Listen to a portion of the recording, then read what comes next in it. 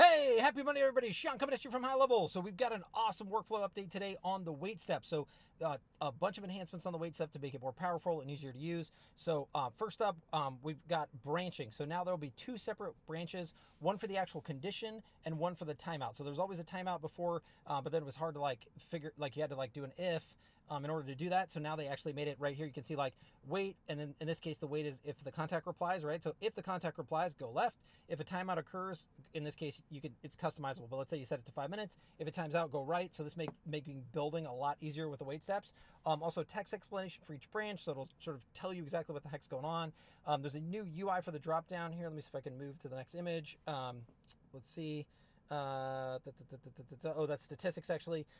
New UI for the wait step will give users more visibility to all the available options. I'm going to find it here if it's here. Okay, here we go. Perfect. So that makes things a lot easier on the drop down.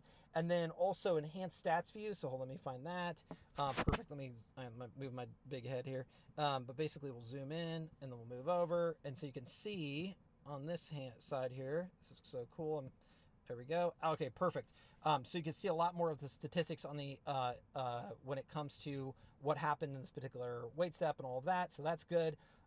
Also, changes in the execution log. So we've also added a bifurcation for the timed out contacts and the contacts that have fulfilled conditions in the execution log. So right here, when you look at the details before, it just basically said wait step, and it didn't say anything. It just said executed. But now it'll actually tell you it actually replied, or a timeout occurred, and then you can see over here event status, wait timed out.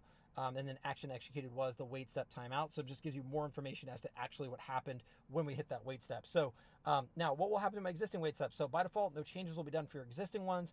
On opening any older versions of the wait step, it'll kind of move you over automatically to this new version. So that is awesome. So this just really, really, really does a great job making the wait step just a lot easier to use. And this is an awesome example of the team just continuing to make the system better and easier for everybody. So I love that they got this done. So anyways, on that note, I hope you're having an amazing Monday, and I'll see you in the next video. Thanks.